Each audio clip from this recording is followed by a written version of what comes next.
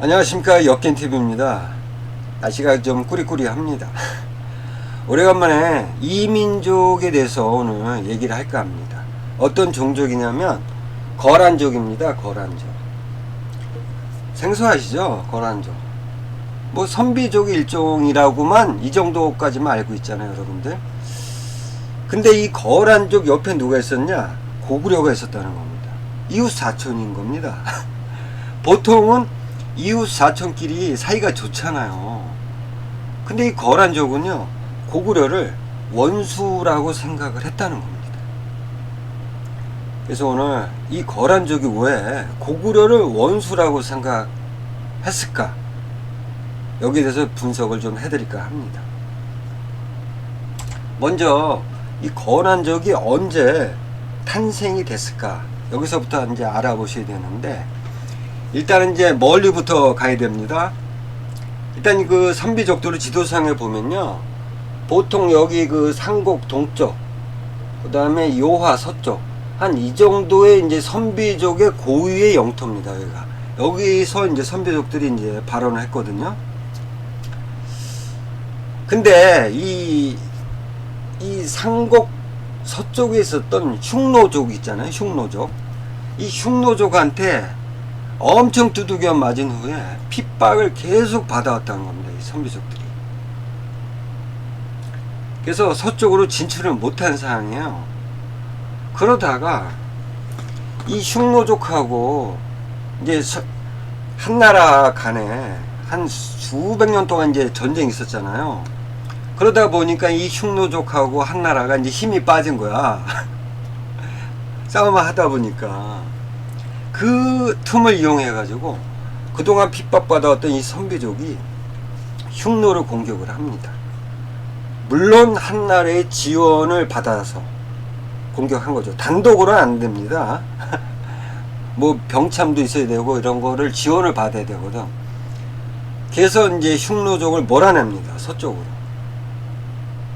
그 이후에요, 그 이후에 이런 기록이 있습니다. 환제, 그러니까 이제 그 후한의 이제 왕이죠. 서기 140 죄송합니다. 서기 146년에서 167년 사이에 이제 후한의 왕이었는데, 이때입니다.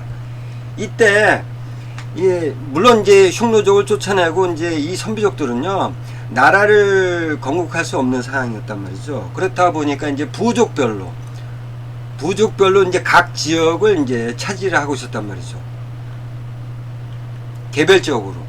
이거를 이제 통합한 인물이 등장을 한 겁니다. 그가 누구냐면 단석계라는 사람이에요. 그래서 이 단석계가 통합을 한 다음에 이 선비족들은 이제 워낙 영토가 넓고 사람도 많고 하다 보니까 선비족을 이제 나눕니다. 그래서 이 상곡 동쪽, 그 다음에 이 우북평, 여기입니다. 우북평. 여기까지는 이제 중부라고 했답니다. 중부. 그리고 여기 우북평 동쪽은 이제 모두 동부라고 했다는 거예요.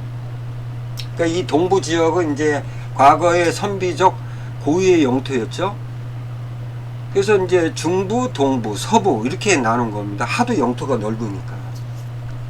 그때 얘기를 하는 거예요. 근데 이 상곡에서 우북평 사이를 이제 중부라고 했는데, 여기에 여러분들이 잘 아시는 선비족이 있더라고요. 모용 선비족이 있었다는 겁니다. 모용부가 중부 소속이었다는 겁니다. 그리고 이제 그 이 단석계가 통합을 한 다음에 얼마 안 있어가지고 이제 단석계가 죽어요. 그 이후에 또 다시 이제 선비족들이 이제 각자 도생길로 들어갑니다. 왜냐하면 이제 구심점이 사라졌기 때문에 선비족들이 또 부족 단위로 또 이렇게 개별적으로 흩어진 겁니다.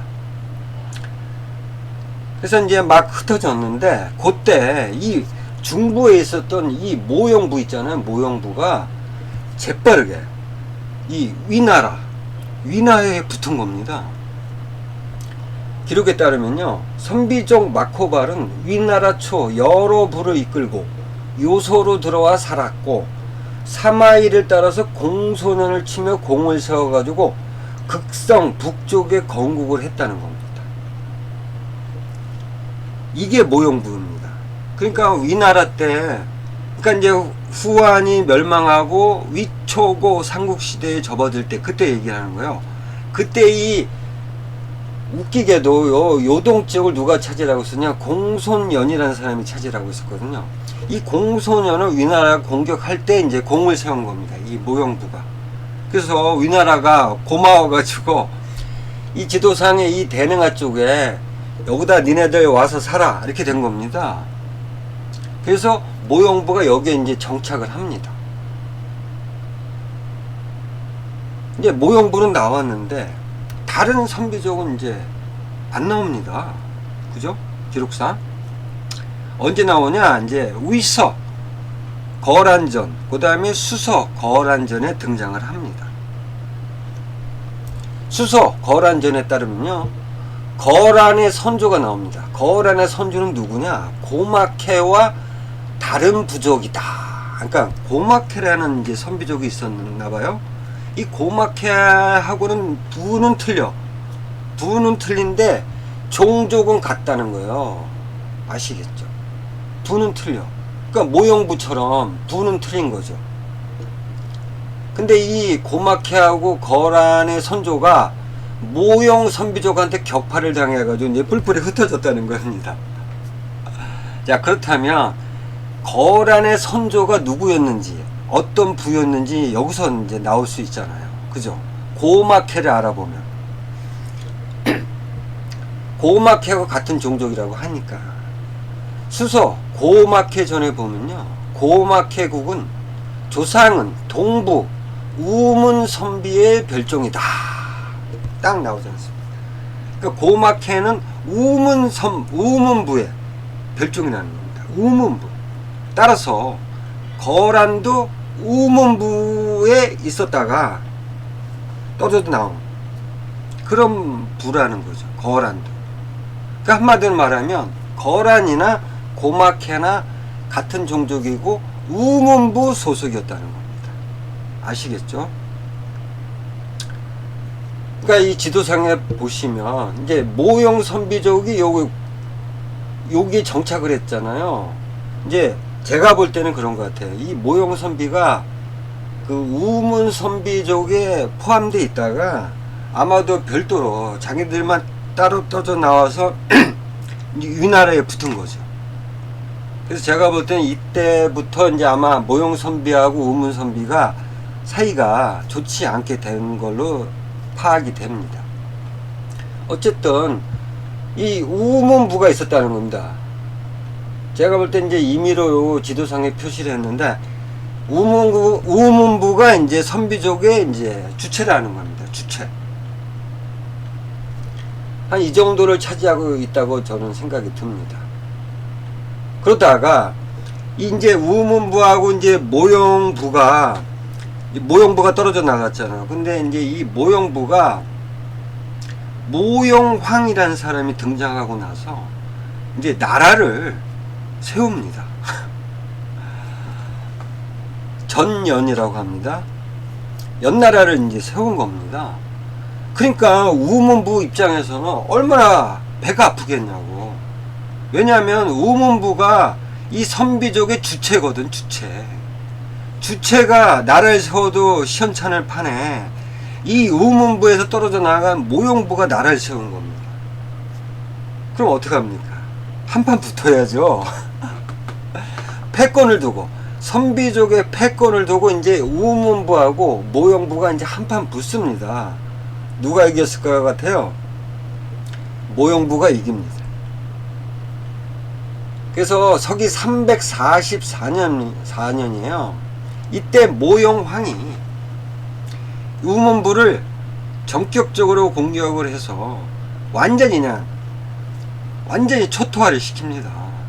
그래서 이때 우문부가 막 뿔뿔이 흩어진 겁니다. 그때 얘기입니다. 일단 뿔뿔이 흩어졌어요. 우문 선비가.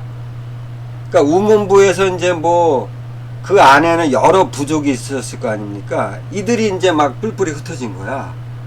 근데 언제 거란이 이제 등장을 했냐면, 제가 볼 때는 서기 한 370년이라고 생각합니다. 이때 그 모영왕이 세운 전년이라는 나라가 이 전진이라는 나라한테 멸망을 당합니다. 그러니까 전년이 있을 때는 꼼짝을 못 하잖아. 이 우문부에서 떨어져 나간 부족들이. 근데 이 전년이 전진한테 멸망을 당하면서 이 전진의 땅이 됐거든요. 여기 모영부 지역이.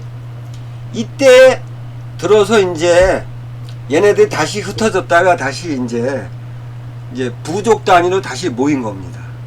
그때 이 지도상에 볼 때 이쪽 한 요 정도의 고막해가 있다고 생각이 들고요. 이 동쪽으로 이쪽 지역이 아마도 거란이 성립이 됐다고 봅니다. 그래서 이때부터, 그러니까 서기 370년 전년이 멸망할 때 이후부터는 이쪽에 있는 선비족들을 이제 거란이라고 불렀다는 겁니다. 아시겠죠? 이래서 거란이 이제 탄생을 하게 된 겁니다. 그리고 왼쪽은 이제 고마케라고 합니다. 또 북쪽엔 지두라는 또 우문 선비족이 있어요. 별종들이. 아무튼 이때입니다. 이때 거란이 등장한 거예요. 자, 이제 거란이 등장을 했습니다. 그냥 이름만 그렇게 불리워진 거예요. 얘네들은 어차피 다른 데 도망가지도 않아. 여기서 살아야 돼. 여기가 이제 조상 대대로 살아왔던 곳인데요. 뭐 어디로 가겠습니까? 일단 일시적으로 이제 모형부한테 얻어 맞아가지고 이제 뿔뿔이 흩어졌다가 얘네들은 이제 일정한 거처가 없기 때문에 흩어졌다가 다시 모이면 되는 거예요. 그래서 요 지도상에 한 이 정도가 이제 거란족이 이제 차지를 하고 있었다는 겁니다. 자, 그러면 오른쪽에 누가 있습니까? 요아를 기점으로 고구려가 있었지 않습니까? 고구려. 이웃 사촌이 된 거야, 이제. 야, 친하게 지냈을까요? 삼국사기에 따르면요, 서기 378년입니다. 378년 9월에 거란이 고구려 북쪽 변경을 침범을 해가지고요 8개의 부락을 함락을 시킵니다. 아니, 이웃 사촌을 또 공격을 했네. 왜 그랬을까요? 거란이. 아니, 지금 전진하고 여러분들 기록에 따르면요, 전진하고 고구려가 이제 아주 화친관계를 맺었잖아요. 그러면 만약에 거란도 그러면 전진이 전년을 멸망을 시켰기 때문에 전진하고 사이좋게 지내고 그 다음에 고구려하고도 사이좋게 지내야 되는데, 그래야 부족이 성장할 수 있는데 왜 고구려를 이렇게 침범을 해가 약탈했을까요? 그 이유는요, 위서 거란전에 나옵니다. 위서 거란전에 따르면요, 거란족 대부분이 도둑질을 하였다. 왜 도둑질을 할 수밖에 없냐면 이걸 아셔야 됩니다. 유목민족이잖아. 유목민족은 이제 일정한 거처가 없다는 겁니다. 이렇게 옮겨 다니면서 살아야 될 그런 부족이에요. 그런 종족입니다. 거란은. 그렇기 때문에 일정한 거처가 없다 보니까 생산시설이 없잖아요. 근데 물자가 필요하잖아. 뭐 옷도 있어야 되고 뭐 여러가지 물자가 필요한데 이 물자가 자급자족이 안 되는 겁니다. 그거 어떡합니까? 자급자족이 안 되면 어디서 뺏어오든가 해야죠. 그래서 위서 거란전에 보면요, 대부분이 도둑질을 하였다. 이럴 수밖에 없는 겁니다. 얘네들의 그 시스템 자체가, 거란족이. 근데 잘못 건드렸지. 고구려를 건드려? 어쨌든 이때부터 이제 약탈을 한 겁니다. 거란족은 고구려를 감히. 나중에 이제 거란족이 한 대 얻어 맞습니다. 어쨌든 이제 서기 384년에 전진이 멸망을 하고요, 다시 또 이제 모형 선비족 계열인 후연이 여기 다시 등장한 거예요. 여기 거란 입장에서 또다시 또 모형부가 온 거야. 돌아온 거야. 다시.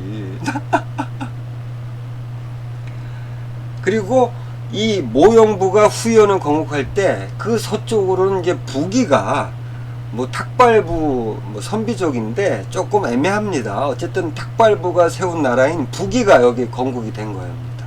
그러니까 부기가 건국이 됐고 그때 후연이 건국을 한 겁니다. 그래서 후연이 부기에 쫓겨나 가지고 옛날 이제 선비족의 고유 영토로 다시 돌아온 거야. 이쪽으로. 그 거란이 깜짝 놀랄 수밖에 없는 거야. 또 온 거야. 또 온 거야. 모형 선비족이. 그래서 이제는 이제 후연이 왔잖아요. 그러면 후연하고는 이제 철천지 원수 아닙니까? 거란하고는. 그래서 후연하고 또 사이 좋게 지낼 수도 없고, 그렇다고 물자는 공급을 받아야 되는데 교육도 안 되고,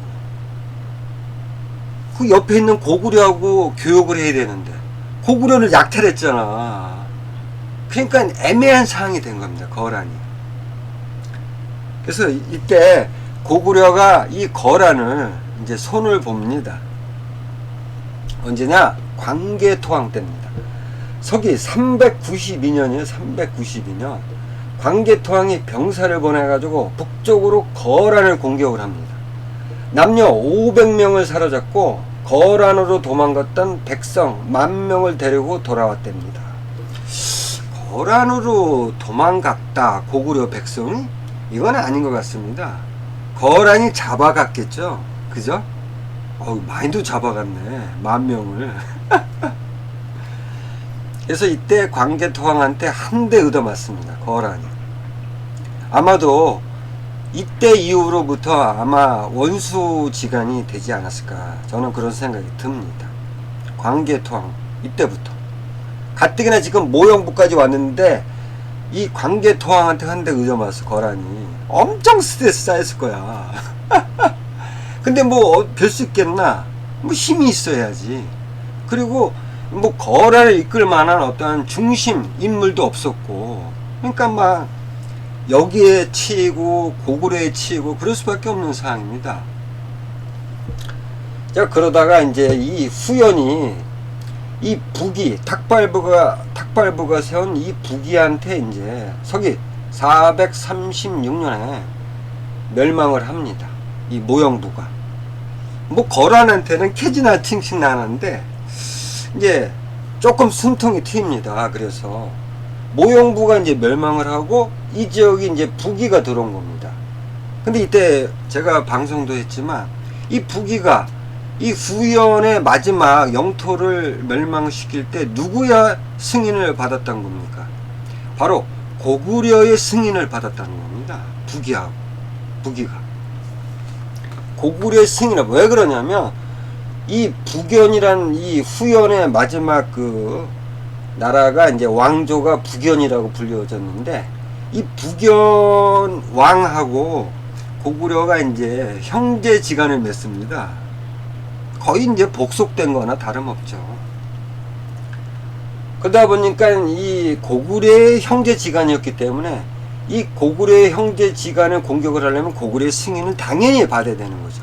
그래서 부기가 고구려의 승인하에 이 마지막 남은 이 후연의 땅을 이제 장악을 합니다. 그래서 이제 거란이 고구려하고 이제 원수지간이 됐잖아요. 그럼 이제 이 부기는 이제 탁발부 같은 또 선비족이라고 하니까 뭐 부기하고는 뭐 원수 질 일이 없었잖아요. 그래서 조공을 합니다. 누구랑 같이? 요 서쪽에 있었던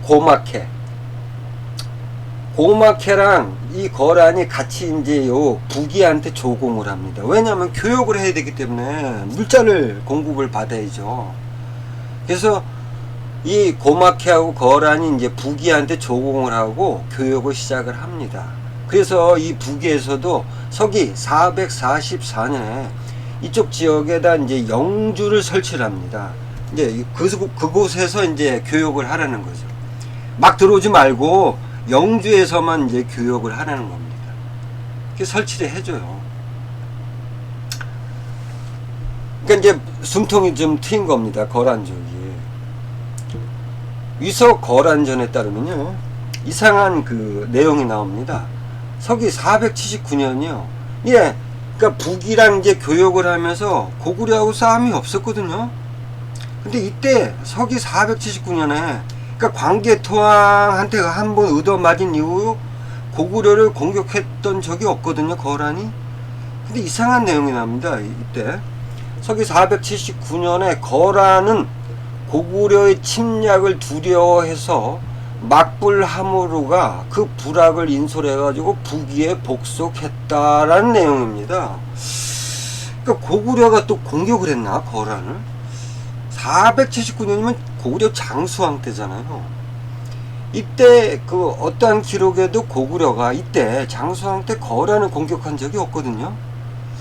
근데 고구려 침략이 두려워해서 일부의 거란족이 북위에 복속을 했다, 이 내용 아닙니까? 근데 제가 추정을 하건대 다른 기록에 따르면요, 이때 거란을 위협한 것은 고구려가 아니었던 겁니다. 바로 지두입니다. 지두. 그러니까 여기가 이제 고막해가 있고요, 동쪽이 거란족이고 북쪽에 지두가 있었습니다. 지두가. 이 지두가 고막해를 공격한 적이 있단 말이죠, 기록상. 그때 거란도 공격을 했다고 봅니다. 그러니까 지두 때문에 일부의 거란족이 북위로 들어간 거예요. 아시겠죠? 고구려의 위협이 아니라. 그래서 이제 뭐 이 거란족의 입장에서 지금 북위하고 이제 뭐 조공하는 그런 사이가 됐잖아요. 근데 이 북위가 말이에요, 이 거란족이 딱 봤는데 지금 교육을 계속 해야 되는데 이 거란족과 원수지간이었던 고구려가 북위랑 혼인 동맹까지 일보 직전까지 갔던 거예요. 그러니까 완전 이제 형제지간이 된 거야, 북위하고 고구려가. 그러니까 또다시 또 스트레스 쌓인 거야, 지금 거란은. 에? 옛날에 모형부 때문에 그냥 어쩔 줄 몰라 했는데 지금 모형부가 사라지고 그 자리에 이제 북위가 왔는데 옳다구나하고 이제 조공도 하고 교육도 하고 있는데 이 북위가 고구려하고 혼인 동맹 일보 직전까지 갔다는 거야. 그러니까 또 이게 또 숨을 쉴 수가 없게 된 겁니다. 그러니까 조용하게 살아야 돼. 그래서 이때 거란족이 생각을 할 때 이렇게 살면 안 되겠다, 뭔가 우리도 탈출구가 필요하다, 이렇게 생각을 했던 겁니다. 그 전례가 뭐였었냐면, 그 탈출구가 뭐였었냐면, 과거에 모용 선비족이 고구려를 공격을 해가지고요 환도성을 점령한 적이 있습니다. 그거를 지켜봤던 거란족이거든요. 그러니까 고구려도 우리가 충분히, 거란도 고구려를 충분히 공격을 할 수 있다. 대신에 모용 선비족이 나라를 건국하는 계기가 뭡니까? 중국인들하고 합쳤기 때문이죠. 그래서 이때 거란족도 어떤 미래의 꿈인 나라를 만들기 위해서는 뭔가 모용 선비족의 전철을 우리도 밟아야 되지 않을까라는 생각을 가지게 됐다고 봅니다. 근데 때마침 이 북위가요 이제 갈갈이 쪼개지잖아. 뭐 서위, 동위, 뭐 북주, 뭐 이런 식으로 북제 막 이렇게 바뀌었잖아요. 이러다가 서기 581년에 이제 북위가 완전히 멸망을 합니다. 그리고 그 자리에 이제 왕실만 바뀐 겁니다. 물론 이제 지배층은 이제 선비족이고 나머지는 이제 중국인이죠. 수나라가 건국을 합니다. 수나라. 근데 이때 서쪽에 있었던 그 돌골족이 이 수나라 인근, 그 다음에 이 고막해 인근까지 도달한 겁니다. 돌골이. 그래서 또 돌골한테 또 두들겨 맞습니다. 이 고막해하고 거란족이. 수나라가 건국할 당시에. 물론 수나라하고도 돌골하고도 싸웁니다. 근데 이때 수나라가 건국을 했을 때 이제 싸우기도 하지만 이제 돌골에서 이제 내부 반란이 일어나가지고 이 동쪽에 있었던 돌골족들은 이제 수나라하고 좋은 관계를 맺습니다. 뭐 그때입니다. 이때요, 수소 거란전에 따르면요, 자, 지금 거란이 어떤 생각을 갖고 있습니까? 미래의 나라를 건국하자. 그리고 원수였던 고구려를 공격을 하자. 뭐 이런 생각을 가지고 있었다는 거죠. 그때 서기 584년에 거란이 여러 마카브를 인솔해 가지고 내할했답니다. 그러니까 수나라 지역 인근으로 다들 모인 겁니다. 이 거란족들이. 뭐 수나라도 어차피 뭐 왜 그러냐면요, 이제 수나라가 이제 그 중국 전 지역을 통일했잖아요. 그리고 돌고라고도 이제 싸움도 했지만 수나라의 최종 목표는 어딥니까? 고구려입니다. 고구려. 고구려만 수나라한테 입조를 안 한 겁니다. 아시겠죠? 그러니까 이 수나라 입장에서도 돌고리든 거란이든 자기 편으로 끌어들이고 싶은 거죠. 그러니까 수나라 문제가 이 거란족들을 받아들이고 그 옛 땅에 살도록 허락을 합니다. 여기서 살아라. 내가 물자 대줄게. 그리고 나중에 우리가 고구려 공격할 때 알았지? 이겁니다. 서기 586년에는 거란의 다른 부락 출복 등이 고구려를 배반하고 그러니까 고구려 쪽에도 붙은 애들이 있었던 거죠. 일부분이 이제 거란족. 얘네들이 다시 배신을 때리고, 야, 고구려가 아닌가 봐, 수나라로 가자, 이렇게 된 거죠. 그래서 모든 거란족들이 이제 수나라에 붙은 거죠. 이때 수 문제 때. 그래서 서기 590년에 부락이 점점 많아지자. 이제 거란족들이 다들 모이니까 요소 정북 쪽으로 200리에 있는 타클 신수에 의지해서 10부, 와, 10부로 늘어난 거야. 그냥 전부 온 거야. 그냥 지금 수나라 국경 쪽으로. 응? 와, 10부면 도대체 몇 명이야? 자, 그러면 거란이 수나라 근처에서 이렇게 편안하게 수나라한테 물자도 공급받으면서 편안하게 살 수 있었던 이유가 뭡니까? 수나라하고의 어떤 약속이죠. 뭡니까? 고구려 공격할 때 참전하는 거죠. 자, 수나라가 이제 고구려를 공격합니다. 서기 612년에 수나라가 고구려를 공격을 했는데 을지문덕한테 대패를 당하잖아요. 그리고 3년 동안 계속 공격을 했다는 거죠. 그러니까 수나라가 이렇게 3년 동안 계속해서 고구려를 공격한 이후에 바로 나라가 망합니다. 그래서 서기 618년에 당나라가 건국합니다. 완전히 사람들이 완전히 바뀐 게 아니라 왕실만 바뀐 겁니다. 당나라도 똑같은 거예요. 수나라나 당나라나. 자, 그러면 거란의 입장도 똑같아진 거예요. 수나라 때나 당나라 때나. 오히려 이 당나라 때는 이제 더욱더 밀착을 합니다. 거란족을 이 당나라가 더욱더 끌어들인 거죠. 왜냐하면 수나라 때 한번 이미 고구려한테 당했잖아요. 당나라도 고구려를 공격할 생각이 분명하게 존재를 하고 있었거든요. 그래서 드디어 이제 기록상으로 나옵니다. 거란족의 참전이. 서기 645년이에요.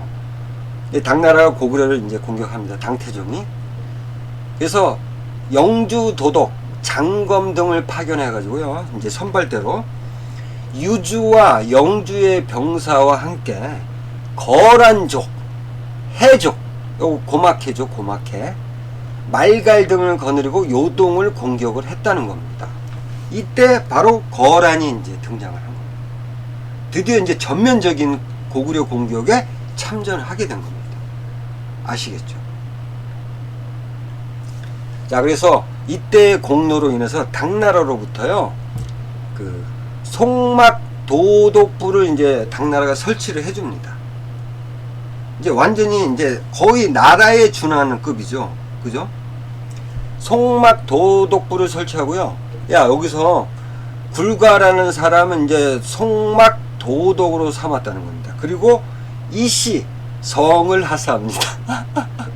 야, 이제부터는 이씨로 해. 당나라 왕성이잖아요. 왕성. 이씨 와, 그러니까 얼마나 당나라가 거란한테 고마움을 느꼈으면 이씨라는 왕실의 성을 주고 그 다음에 도독부를 설치를 해줬던 거예요.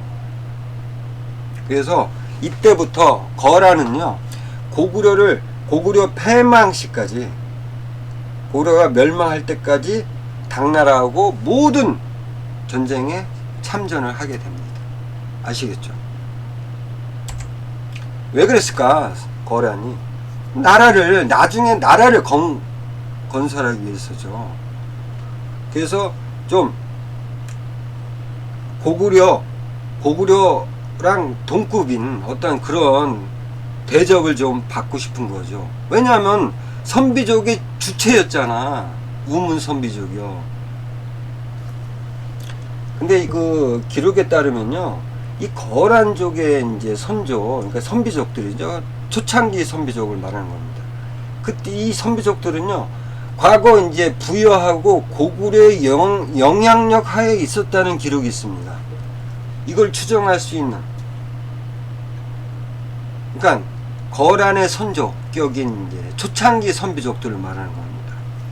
삼국사기에 따르면요, 기원전 9년에 유리명왕 때요, 이제 신하들한테 유리명왕이 이렇게 얘기합니다. 선비족은 그들의 지세가 험한 것을 믿고 우리와 화친하지 않으면서, 아니 이때부터 화친하지 않았네 이놈들. 이로우면 나와서 노략질하고, 노략질. 분리하면 들어가 지키니 나라의 금신거리다. 그러니까 이거죠. 제가 말씀드렸잖아요. 흉노족이 선비족들을 완전히 소탕을 못한 이유랑 똑같은 겁니다. 그 유목민족은 거처가 일정하지 않다는 겁니다. 그러니까 뭐 언제까지 쫓아다닐 거냐고. 멸망을 시키려면 다 잡아 죽여야 되는데 이 유목민족들은 도망갔다가 다시 오고 이렇기 때문에 멸망을 시킬 수가 없는 겁니다. 그 얘기를 하는 거야, 유리명왕이 지금. 이로우면 노략질하고, 그리고 우리가 공격하려고 그러면 숨어가 있고 도망가 있고 또다시 오고 이렇다는 겁니다. 그래서 그 당시 고구려 장수인 부분노를 이제 보내가지고 선비족을 격파를 했다는 기록입니다. 그러니까 초창기 선비족들입니다. 이때도 이제 고구려한테 한번 얻어 맞았네. 물론 제가 볼 때는 이 당시 고구려 유리명왕 때 그 선비족 영역까지는 이루지 못했다고 저는 생각을 하거든요. 그래서 선비족이라고도 할 수 있지만 제가 볼 때는 선비족보다는 그 예맥 조선족 있죠. 여러분들이 이제 고조선이라고 생각하는 그 오랑캐들, 저는 이제 예맥 쪽들이 아마 쫓겨와가지고 이제 한나라한테 멸망을 당했잖아요. 예맥조선이. 그때 들어온 애들하고 섞여 있는 것이 아닌가, 선비족들하고. 그런 선비족이라고 저는 생각이 듭니다. 그리고 이제 그 서기 12년에요. 이 한서에 따르면요, 서기 12년에 이제 고구려 병들이 이제 약탈 사건을 벌입니다.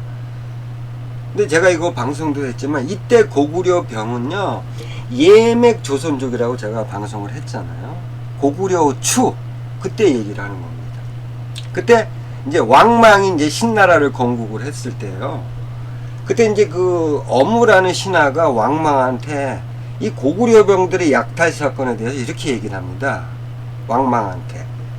지금 함부로 대제를 가할 경우에는 그들이 드디어 배반할까 두렵고, 예맥 조선 애들이 배반을 할까 두렵다는 거예요. 그리고 놀라운 얘기를 합니다. 부여의 족속들 가운데 반드시 부하내동하는 자가 있을 것이다. 이 말은 뭡니까? 부여의 족속들이라는 건 뭡니까? 부여의 영향력 하에 있었던 부족들이 있었다는 거죠. 누구겠습니까? 예맥족들 아니면 선비족들. 아시겠죠? 그러니까 초창기 선비족들은 부여하고 고구려의 영향력 하에 일정 부분 영향력 하에 있었다 라는 겁니다. 아시겠죠? 그러한 그 초창기 선비족의 그 후예인 우문 선비족의 이제 그 별종인 이 거란족. 이 거란족은요, 그러니까 과거부터 선조 때부터 이렇게 뭐 노략질하고 두들겨 맞고 이랬던 거야. 그러니까 당연히 이 고구려하고 사이가 좋지 않을 수밖에 없는 거죠. 그러니까 적대적이 된 겁니다. 근데 이제 근본적인 이유를 이제 오늘의 결론을 말씀드릴게요. 이 거란이 왜 고구려를 이토록 원수로 생각했을까? 일단은 그 선비족의 이제 자존심이 있다고 봅니다. 자존심. 선비족들은 그 어떤 그 자기 그 지금의 그 뭐 적봉 있잖아요. 이제 여러분들이 뭐 어떤 사람들은 뭐 요하 문명이다. 그래서 뭐 고조선의 뭐 발상지다 이러는데 아닙니다. 거기는요 선비족의 영토였어요. 과거부터. 그러니까 퉁구스계족이라고 보면 됩니다. 선비족들의 진짜 오래된 선조는. 이 선비족들은 이제 그쪽 지역에서 오랜 동안 살았기 때문에 얘들 나름대로의 자존심이 있는 겁니다. 근데 이 자존심을 무참하게 깬 사람들이 있죠. 누구냐면 흉노족이죠. 그 흉노족한테 한번 얻어맞았잖아. 근데 그 흉노족을 이제 이 선비족들이 나중에 물론 이제 한나라의 도움을 받았지만 공격을 해가지고 쫓아냈잖아. 그리고 흉노족 땅을 차지했잖아요. 이 선비족들이. 그걸 앓은 겁니다. 이 거란족이. 그러니까 거란족의 그 전신인 그 선비족 조상들이 이러한 일들을 했다는 걸 알고 있었을 거 아니야. 거란족이. 그 다음에 그 모용 선비족 있잖아요. 앞에서도 말씀드렸지만 이 모용 선비족이 고구려 고공원왕 때 환도성을 빼앗고 함락을 시키고 고국원왕의 부인 그 다음에 어머니를 붙잡아 간 적이 있어요. 그거를 본 겁니다. 거란족들이. 아, 선비족들이 이런 우수한 능력이 있다. 고구려 따위, 뭐 흉노족 따위는 우리가 어떻게 할 수 있다. 물론 짱깨들은 손 못 건드리고 워낙 뭐 중국은 워낙 그 덩치가 있으니까 중국 땅을 뭐 전체를 점령할 수는 없잖아. 그렇기 때문에 만만한 건 이제 흉노족 아니면 동쪽에 있는 고구려죠. 얘들은 우리랑 대등하다. 이런 환상이 있었다는 겁니다. 그렇기 때문에 고구려의 어떤 그런 자기들이 뭔가를 원했을 때 고구려가 들어주지 않았기 때문에 그 이후에 광개토왕 때 이제 한번 얻어맞았잖아요. 고구려 따위한테 자기네들이 맞은 거야. 그러니까 이러한 선비족의 자존심, 그러니까 고구려하고 대등하다는 어떤 환상, 이런 것이 저 밑바닥에 있었기 때문에 고구려하고 좋은 관계로 있을 수가 없는 거죠. 그 다음에 이제 그 선비족은요, 이제 앞에서도 말씀드렸지만 유목민족이라는 한계 때문입니다. 왜 이게 이유냐면, 그 유목민족은 이제 거처가 일정하지 않잖아요. 왔다 갔다 해야 되고, 그 다음에 또 그렇기 때문에 물자도 이제 작업하기가 어려웠었고, 그 다음에 통합이 어려운 거야. 부족 간에 막 왔다 갔다 하니까. 그러니까 뭐 뭔가를 투사를 할 때 집중할 수가 없었던 거죠. 그래서 이렇기 때문에 물자 공급으로 인해서 이웃 나라하고 무조건 교역을 하거나 교역이 안 되면 그 나라를 침탈하는 수밖에 없어요. 뺏어와야 되기 때문에. 그러한 운명을 타고난 겁니다. 그렇기 때문에 이웃 국가들을 침범할 수밖에 없었고, 그 와중에 고구려도 침탈을 하게 된 겁니다. 그렇기 때문에 고구려하고 친하게 지낼 수가 없는 사이가 운명적이었던 겁니다. 운명적. 아시겠죠? 그래서 거란이 왜 고구려하고 적대적인 관계였던지 설명해 드렸습니다. 아시겠죠? 거란이 이랬단 말이죠. 이래서 원수지간이 된 거예요. 아시겠죠? 다음에 또 좋은 내용으로 찾아뵙도록 하겠습니다. 감사합니다.